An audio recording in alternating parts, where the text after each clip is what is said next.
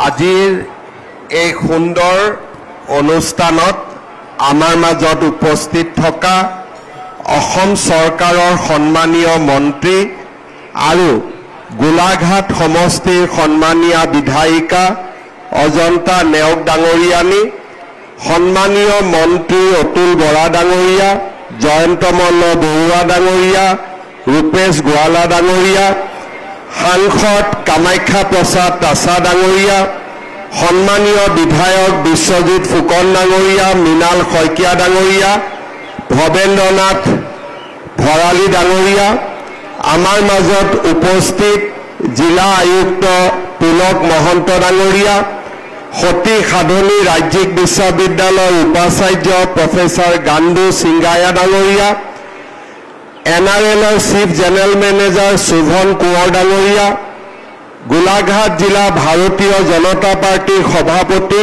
চন্দ্ৰজ্যোতি তালুকদাৰ ডাঙৰীয়া, গণ পৰিষদ দলৰ সভাপতি ডক্টৰ নিপেন বৰুৱা ডাঙৰীয়া, গোলাঘাট পৌৰসভাৰ চেয়াৰপাৰ্চন দুলুমণি বৰবৰা ডাঙৰীয়া, বিশিষ্ট খেলুৱৈ স্বাধীন ডেকা ৰজা ডাঙৰীয়া, আমাৰ মাজত উপস্থিত বিশিষ্ট ব্যক্তিসকল, আই মাতৃসকল, যুৱক যুৱতী বন্ধু বান্ধৱীসকল আৰু অতিকে মৰমৰ ছাত্ৰ ছাত্ৰী বন্ধু বান্ধৱীসকল, ঐতিহ্যমণ্ডিত গোলাঘাট চৰকাৰী বেজবৰুৱা উচ্চতৰ মাধ্যমিক বিদ্যালয়ৰ নৱনিৰ্মিত ক্ৰীড়া প্ৰকল্পৰ শুভ উদ্বোধন উপলক্ষে এই অনুষ্ঠিত এই সভাত উপস্থিত থাকিবলৈ পাই মই অতিশয় আনন্দিত হৈছোঁ।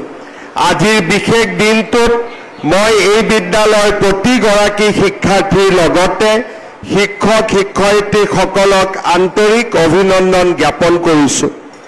আমাৰ ৰাজ্যৰ বিদ্যায়তনিক ক্ষেত্ৰখনৰ বাটকটীয়া স্বৰূপে যিকেইখন শিক্ষানুষ্ঠানৰ নাম সততে আমাৰ মনলৈ আহে তাৰ অন্যতম হৈছে শতিকা গৰকা এই গোলাঘাট চৰকাৰী বেজবৰুৱা উচ্চতৰ মাধ্যমিক বিদ্যালয়। এই গৌৰৱময় শিক্ষানুষ্ঠানখনত উপস্থিত হৈ মই অপাৰ আনন্দ অনুভৱ কৰিছোঁ।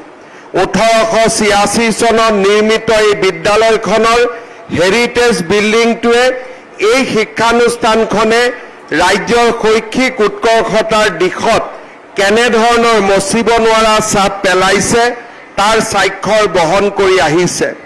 আমাৰ ৰাজ্যৰ আটাইতকৈ পুৰণি বিদ্যালয়সমূহৰ ভিতৰত অন্যতম এই বিদ্যালয়খনে সুদীৰ্ঘ কাল ধৰি মাতৃভাষা মাধ্যমৰ শিক্ষাৰ ক্ষেত্ৰত এক চহকী পৰম্পৰা উজ্জীৱিত কৰি আহিছে।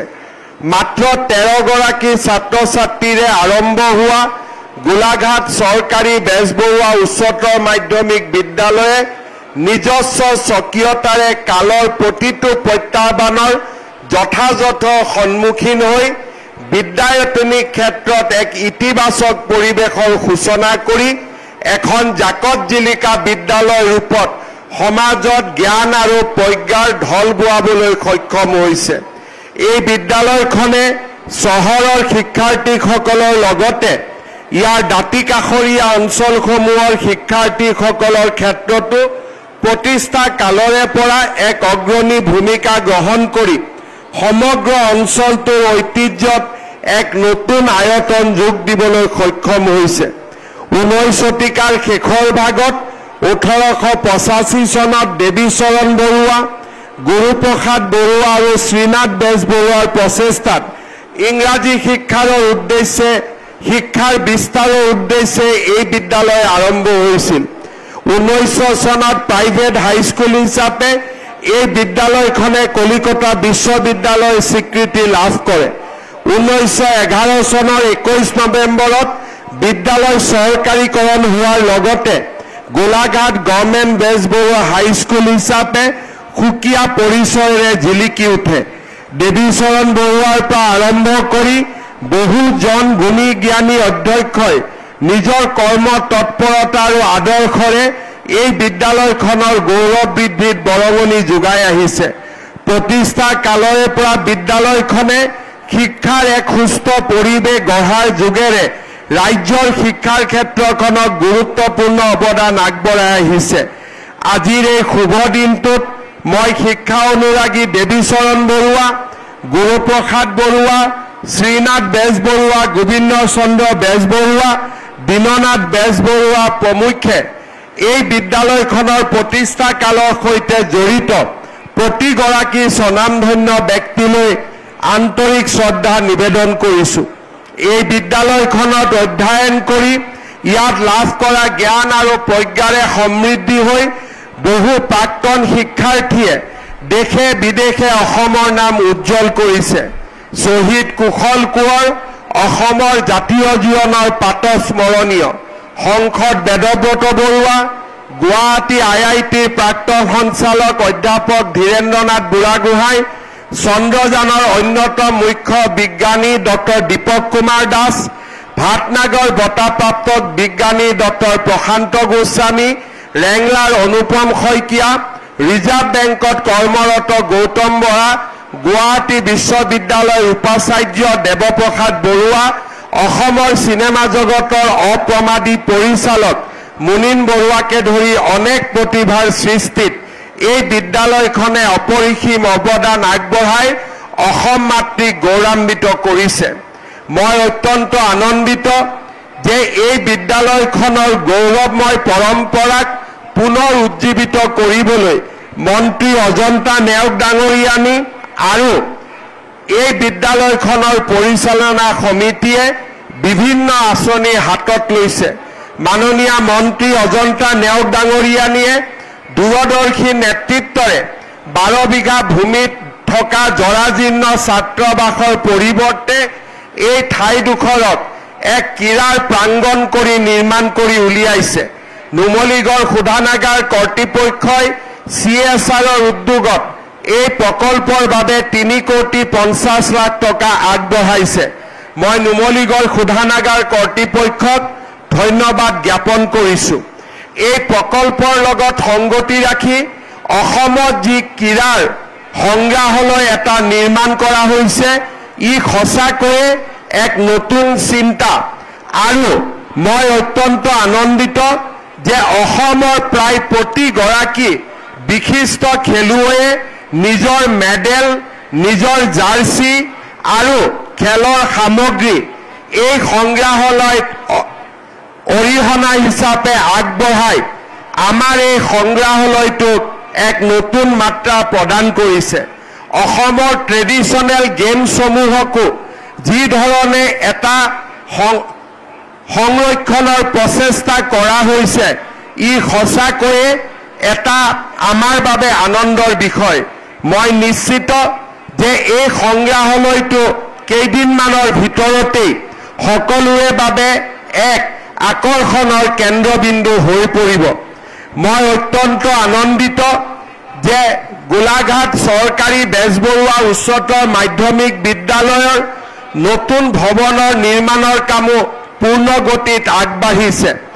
অসম চৰকাৰে আগবঢ়োৱা 8 কোটি টকাৰে এই বিদ্যালয়ৰ নতুন ভৱন নিৰ্মাণৰ কাম প্ৰায় দ্ৰুত গতিত আগবাঢ়িছে। বিদ্যালয় কৰ্তৃপক্ষই ইয়াৰ হেৰিটেজ ভৱনটো সংৰক্ষণৰ পৰামৰ্শ আগবঢ়াইছে। মন্ত্ৰী অজন্তা নেওগ ডাঙৰীয়ানীক এই ক্ষেত্ৰত বিহিত ব্যৱস্থা লোৱাৰ বাবে মই আহ্বান জনাম।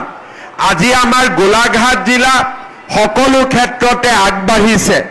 আজিৰ দিনটোৰ আন এক অন্যতম আকৰ্ষণ হৈছে 130 কোটি টকা ব্যয় কৰি গোলাঘাটৰ 55,000 লোকে যাতে বিশুদ্ধ খোৱা পানী খাব পাৰে তাৰ বাবে এটা নতুন পানী যোগান আঁচনিৰ শুভাৰম্ভ। ধনশিৰি নদীৰ পৰা লৈ অহা পানীৰে সমগ্ৰ গোলাঘাট নগৰখনক বিশুদ্ধ খোৱা পানী যোগান ধৰিবৰ বাবে 130 কোটি টকাৰ প্ৰকল্পৰ আজি আমি আধাৰশিলা স্থাপন কৰিছোঁ। মই ৰাজ্যৰ নগৰ নিৰ্মাণ বিভাগ আৰু মন্ত্ৰী জয়ন্ত মল্ল বৰুৱাক ধন্যবাদ জনাইছোঁ যে গোলাঘাট জিলাত 24 ঘণ্টাই গোলাঘাট নগৰত 24 ঘণ্টা পানী যোগানৰ বাবে যি প্ৰচেষ্টা হাতত লৈছে, সি গোলাঘাটক বিকাশৰ দিশত আৰু অধিক আগুৱাই লৈ যাব। গোলাঘাটত আজি ইঞ্জিনিয়াৰিং কলেজ হৈছে, গোলাঘাটত মেডিকেল কলেজ হৈছে, গোলাঘাটত আজি ক্যান্সাৰ হস্পিটাল হৈছে, গোলাঘাট জিলাৰ উপায়ুক্তৰ কাৰ্যালয় নতুনকৈ নিৰ্মাণ কৰা হৈছে আৰু কেইবাটাও অসমমালাৰ ৰাস্তাৰ জৰিয়তে সমগ্ৰ গোলাঘাট জিলাখন আজি উজ্বলি উঠিছে। মই গোলাঘাট জিলাৰ বিকাশৰ ক্ষেত্ৰত এক সুদূৰ প্ৰসাৰী ভূমিকা হাতত লোৱাৰ বাবে মন্ত্ৰী অজন্তা নেওগ, অতুল বৰা ডাঙৰীয়া, আমাৰ সন্মানীয় বিধায়ক মৃণাল শইকীয়া, বিশ্বজিৎ ফুকন আৰু ভৱেন্দ্ৰনাথ ভৰালী ডাঙৰীয়াকো আকৌ এবাৰ ধন্যবাদ জনাইছো। মই পুনৰ এবাৰ এই প্ৰকল্পটোৰ জৰিয়তে গোলাঘাটত ক্ৰীড়াৰ নয়নমণি শইকীয়া, লাভলীনা বৰগোহাঁইৰ দৰে আৰু বহু ক্ৰীড়া প্ৰতিভা উজ্বলি উঠক তাকে কামনা কৰি সকলোকে পুনৰ এবাৰ ধন্যবাদ আৰু অভিনন্দন জনাই মই মোৰ বক্তব্যৰ সামৰণি মাৰিছো। ধন্যবাদ। জয় হিন্দ, বন্দে মাতৰম। মাননীয় মুখ্যমন্ত্ৰী মহোদয়ক আমি আন্তৰিক ধন্যবাদ জ্ঞাপন কৰিছো। আৰু